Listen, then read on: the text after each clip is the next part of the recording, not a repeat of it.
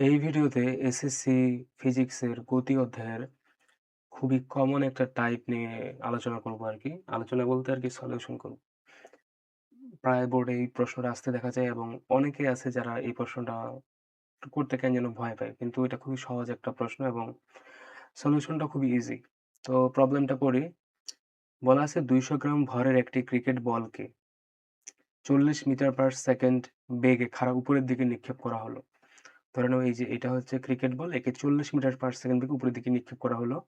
ঠিক ওই মুহূর্তে মানে একই সময়ে উপর থেকে ২ কেজি ভরের অপর একটি বস্তুকে কত মিটার উপরে আছে? ১৫০ মিটার উঁচু স্থান থেকে ফেলে দেওয়া হলো। নিচের দিকে ফেলে দেওয়া হলো। প্রশ্নটা হচ্ছে যে ভূপৃষ্ঠ থেকে কত উচ্চতায় বস্তু দুটি মিলিত হবে?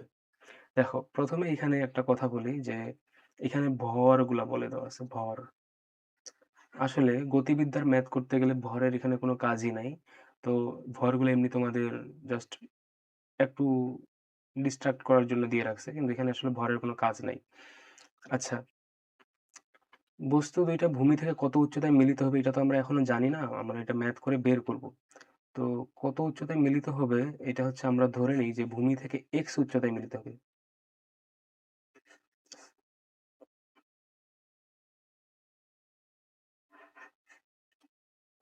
ধরে নিচ্ছি বস্তু ২ টা ভূমি থেকে x উচ্চতায় মিলিত হবে। মনে করো এই যে এই উচ্চতায় গিয়ে মিলিত হবে। অর্থাৎ এই বস্তুটা এখানে যাবে, উপরের বস্তুটা এখানে আসবে, দেন তারা মিলিত হবে। এই উচ্চতাটা ধরে নিচ্ছি x উচ্চতা। তো ভূমি থেকে x উচ্চতায় যদি মিলিত হয় তাহলে উপরের ডিসটেন্সটা কতটুকু? পুরাটাই কত দেওয়া আছে? ১৫০। তাহলে উপরেরটুকু কত হবে? ১৫০ মাইনাস x। এটা আমরা ধরে নিলাম। তো ম্যাথটা আমরা শুরু করব এইভাবে যে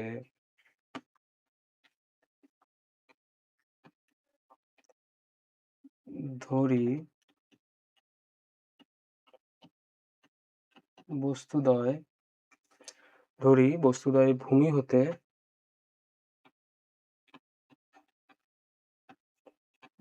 হতে x উচ্চতায় t সময় পর মিলিত হবে। এখানে আসলে আমাদের সময়টাও বের করা লাগবে। আসলে কত সময় পর মিলিত হচ্ছে। মানে এটা নিক্ষেপ করার এবং এটা উপর থেকে নিচে পড়ার। তো এখানে যেহেতু ২ টা বস্তু আছে, তো আমি ২ টা বস্তু ২ টার নাম দিয়ে দিই। ধরে নাও এই বস্তুটার নাম দিলাম আমি A বস্তু, এটার নাম দিলাম আমি B বস্তু। তো এখানে আমি ২ টা কেস নিয়ে কাজ করব। ১ম এ আমি করতেছি B বস্তুর ক্ষেত্রে। B বস্তুর ক্ষেত্রে বা ক্রিকেট বলটার ক্ষেত্রে আরকি। তো আমরা অবশ্যই পড়ন্ত বস্তু বা নিক্ষিপ্ত বস্তুর সূত্র জানি। যদি নিক্ষিপ্ত হয় তাহলে এখানে যে উচ্চতা বা h এর সূত্রটা হচ্ছে ut minus half gt square. যদি নিচে পড়তো তাহলে কিন্তু ইউটা প্লাস হয়ে যেত। আশা করি এই সূত্র তোমরা জানো। আচ্ছা, এখানে h এর মান কত? উচ্চতা কত? x উচ্চতা। আদিবেগ কত?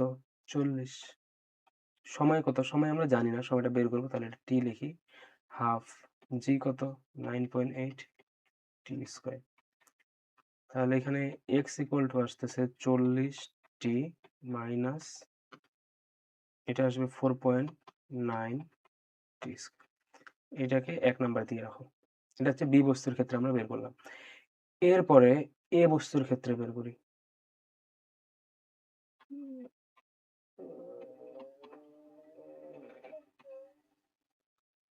এ বস্তুর ক্ষেত্রে। এখন এ বস্তুটা হচ্ছে উপর থেকে নিচে আসছে। আচ্ছা দেখো, যখন আমরা একটা বস্তু নিক্ষেপ করি অবশ্যই তাকে একটা আদিবেগ দিয়ে নিক্ষেপ করা হয়। সে কিন্তু এমনি হাওয়ায় উড়ে যাবে না। অবশ্যই আদিবেগ দিয়ে নিক্ষেপ করা হইছে। ওইজন্য এখানে ইউ পাওয়া গেছে। ইউ ৪০ ছিল।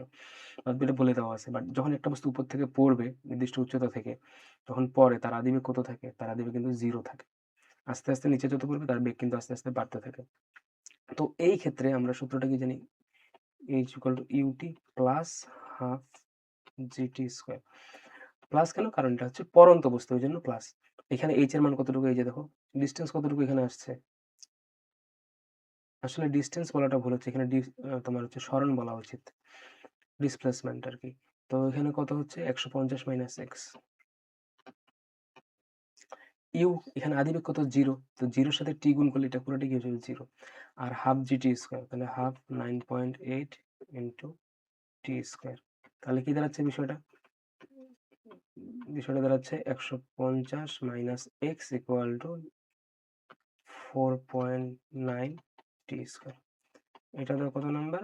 2 নাম্বার। আচ্ছা, আমি এখন দুইটা সমীকরণ পাইছি 1 আর 2। এই সমীকরণ দুইটা থেকে আমাকে টি এর মানটা বের করে ফেলতে হবে। আমি এটা একটু কপি করে পরের পেজে নিয়ে যাই।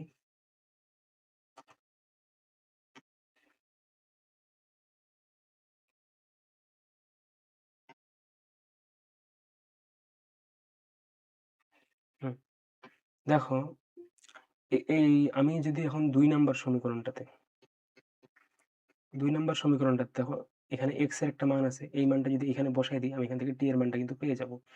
তাহলে 2 নাম্বার সমীকরণে 1 এর মান বসিয়ে পাই। দেখো 2 নাম্বার সমীকরণটা কি আছে? 150 minus x equal to 4.9 t square.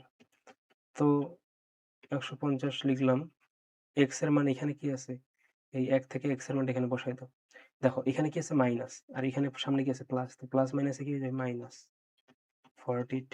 আর এখানে কি আছে? মাইনাস, মাইনাস মাইনাসে হয়ে যাবে প্লাস 4.9 টি স্কয়ার। আর এটা কি হচ্ছে? এইদিকে আছে কত? 4.9 টি স্কয়ার। তো সেম জিনিস উভয় পক্ষ থেকে বিয়োগ করলে কাটাকাটি চলে যায়। তাহলে কি থাকে? তাহলে থাকে এই 40t টা ওই পাশে যদি তাহলে প্লাস হয়ে যাবে। অর্থাৎ এরকম বিষয়টা দাঁড়াবে যে 40t ইকুয়াল টু 150। তাহলে t সমান কত হচ্ছে? 150 থাকলো এদিকে, আর এই 40 টা নিচে ভাগ হয়ে গেল। 0 0 কাটা, 15/4 ক্যালকুলেট করো। 15/4 কত হবে? 15/4 15/4 এটা আসতেছে তোমার 3.75। কত আসতেছে? 3.75 সেকেন্ড। দেখো আমাদের টি কিন্তু প্লাস মানে পজিটিভ মান আসছে, টি এর এখানে কোনো নেগেটিভ মান আসেনি। তো টি এর পজিটিভ মান আসলেই তুমি যে বলতে পারবে না যে বস্তু দুটো আদৌ মিলিত হবে কিনা। তোমাকে অবশ্যই এক্স এর মানটাও বের করে দেখাইতে হবে, এক্স এর মানটা পজিটিভ নাকি নেগেটিভ আসতেছে। তো আমরা এখন টি এর মান পেয়ে গেছি, এখন আমরা কি করব? এই টি এর মানটা 1 নম্বর সমীকরণে বা 2 নম্বর সমীকরণে যেটাই বলো তোমার ইচ্ছা মতো বসিয়ে এক্স এর মানটা বের করে আনতে হবে। তাহলে তুমি বলতে পারবে যে কত উচ্চতায় গিয়ে মিলিত হচ্ছে। তাহলে 1 নম্বর সমীকরণে টি এর মান 3.75 বসিয়ে পাই। তো 1 নম্বর সমীকরণে বসাইতে পারো, চাইলে হচ্ছে এটাতেও বসাইতে পারো, তোমার যা ইচ্ছা আরকি। তো 1 নাম্বারটাতেই বসাই, সমস্যা নেই। জিনিস তো একই। এখানে কি বলছে? x ইকুয়াল টু হচ্ছে 40t। তাহলে t এর মান কত? 3.75 মাইনাস 4.9 টি স্কয়ার, তাহলে 4.9 ইন্টু টি স্কয়ার কত? টি মানে হচ্ছে এটা 3.75 এর উপরে স্কয়ার। তাহলে x এর মানটা কত দাঁড়াচ্ছে? এটা একটু ক্যালকুলেট করি। 40t, t মানে 3.75 মাইনাস 4.9 টি স্কয়ার, টি কত? 3.75 স্কয়ার। কত আসে এটা দেখি? এটা আসতেছে 81.093, বা এটাকে 0.94 ধরে নিতে পারো। 81.094, 81.094 মিটার। তাহলে আমরা x এর মান পেয়ে গেছি। তাহলে তুমি অ্যান্সারটা কি দিতে পারবা? যে এই x এর মানটা আসতেছে কত তাহলে? 81.094 মিটার। অর্থাৎ তুমি বলতে পারবা ভূমি থেকে 81.094 মিটার উচ্চতায়, মানে এরকম একটা উচ্চতায় গিয়ে কত সেকেন্ড পর, টি এর মান তো আমরা বের করছি 3.75 সেকেন্ড পর তারা এই বস্তু দুটো কি মিলিত হবে। বুঝতে পারছো? এখানে কিন্তু অ্যান্সারটা এইভাবে দিতে হবে যে এত সেকেন্ড পর এত মিটার উচ্চতায় বস্তুদ্বয় মিলিত হবে। তাহলে এটা কিন্তু ম্যাথটা খুবই সহজ এবং সুন্দর একটা ম্যাথ। এটা তোমার সম্ভবত ময়মনসিংহ বোর্ড 21-এ আসা একটা ম্যাথ। আচ্ছা, এরকম ম্যাথ আসলে যে সবসময় যে তারা মিলিত হবে এমনটা কিন্তু বলা যায় না। অনেক সময় মিলিত নাও হইতে পারে। অনেক সময় এই যে টি এর মানটা আসছে এখানে পজিটিভ আসছে, অনেক সময় এখানে নেগেটিভ আসে। তো সময় তো নেগেটিভ হইতে পারে না। তখন আল্টিমেটলি এক্স এর মানও নেগেটিভ আসে বা এক্স এর মান বের করা সম্ভব হয় না। আবার অনেক সময় দেখা যায় যে টি এর মান পজিটিভ আসছে বাট এক্স এর মানটা চলে আসছে নেগেটিভ। তখনও কিন্তু এটা কিন্তু মিলিত হবে না। তো এরকম আমি একটা অঙ্ক তোমাদের দেখাচ্ছি। এই যে আমি এখানে লিখে রাখছি যে এ একটা বস্তু উপর থেকে নিচের দিকে পড়তেছে, আবার বি একটা বস্তু নিচ থেকে উপরের দিকে যাচ্ছে। একটা আদিবেগ দিয়ে দেওয়া আছে 15 মিটার পার সেকেন্ড। এদের ডিসপ্লেসমেন্ট বা সরণ দেওয়া আছে কত? ১০০ মিটার। মানে ১০০ মিটার উচ্চতা থেকে এটা পড়তেছে, আবার এটা নিচ থেকে উপরের দিকে যাচ্ছে। প্রশ্নটা হচ্ছে যে বস্তুদের ভূমি ছাড়া মিলিত হবে কি? অর্থাৎ এরা এরা যদি মনে করো যে একটা বস্তু আমি উপরের দিকে নিক্ষেপ করতেছি, উপর থেকে একটা বস্তু পড়তেছে। এমন যদি হয় যে এই বস্তুটা এই উচ্চতা মনে করো মিলার কথা, তো বা মিলার একটা সম্ভাবনা ছিল। তো এই বস্তুটা এই উচ্চতায় আস্তে, আস্তে এইটা উপরে না পৌঁছে তার আগে সেটা মাটিতে পড়ে গেল। তো এটা তো যথারীতি মাটিতে পড়বে। তো মাটিতে পড়ার পর তারা মিলিত হবে। অর্থাৎ এক্স এর মান যদি নেগেটিভ আসে কোনো কারণে, তো এক্স এর মান তো নেগেটিভ হওয়া সম্ভব না। তো তখন তুমি বলবা যে আসলে এটা মানে ভূমির উপরে কোথাও মিলিত হবে না। ২ টা বস্তুই যখন মাটিতে পড়বে তখন তারা মিলিত হবে। আচ্ছা আমরা ম্যাথটা করে দেখি। হুবহু আগের মতোই করতে হবে। সরি।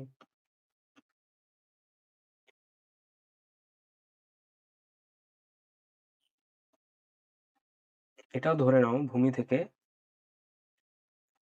এক্স উচ্চতায় মিলিত হবে। এটা যদি এক্স হয় তাহলে উপরেরটা কত হবে?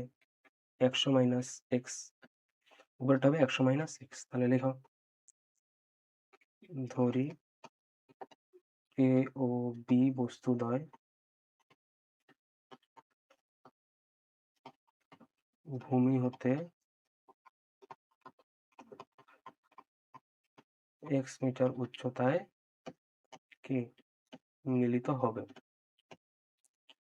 তবে এখানে আরেকটা কথা বলতে হবে যে টি সময় পর মিলিত হবে। এটা ধরে নিলাম। তাহলে আমরা সেম আগের ম্যাথটার মতোই এ বস্তুর জন্য কিছু কাজ করব। আবার হচ্ছে বি বস্তুর জন্য। ১ম এ বিটার জন্যই করি। বি বস্তুর জন্য তুমি কি বের করবা? এই সূত্র ফেলবা আরকি। এটা তো নিক্ষিপ্ত করতেছো। তাহলে H equal ut minus half GT square. আচ্ছা, H এর মান কত? এই যে এটা হচ্ছে x উপরে উঠতেছে তাহলে x, ইউ কত? 15 দেওয়া আছে তাহলে 15 t minus half GT square, half g 9.8 t square. এটা কত আসতেছে তাহলে? x equal to 15 t minus 4.9 t square আসতেছে। এটাকে কি দাও? ১ নাম্বার দিয়ে রাখো। তারপর এ বস্তুটা নিচের দিকে পড়তেছে। তো এ বস্তুর জন্য আমরা পরন্ত বস্তুর সূত্র ফেলবো।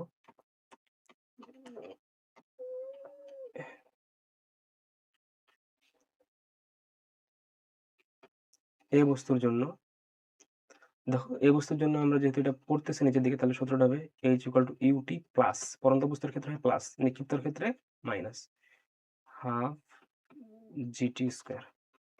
তো এখানে এইচ এর মান কত? দেখো পুরোটাই ছিল কত? ১০০। এটুকু যদি এক্স তাহলে সে তো উপর থেকে এইটুকু আসছে এখান পর্যন্ত। সেটা কত?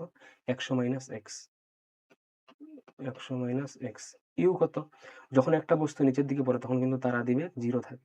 আস্তে, আস্তে যখন পড়ে তার বেগ তত বাড়তে থাকে। তো এখানে ইউ যেহেতু 0, ইউ ইনটু টি মানে এটাও 0। হাফ জিটি স্কয়ার মানে হাফ ইনটু 9.8 টি স্কয়ার। তাহলে এটা কি দাঁড়াচ্ছে? ১০০ minus x equal to 4.9 t square. এটাকে কত দিব? ২ নাম্বার। এখন আমি নেক্সট পেজে যাচ্ছি। এই ২ টা সমীকরণ সমাধান করে টি এর মান বের করব। টি এর মান যেকোনো একটাতে বসিয়ে এক্স এর মানটা বের করে নেব। এটা একটু কপি করে নেই।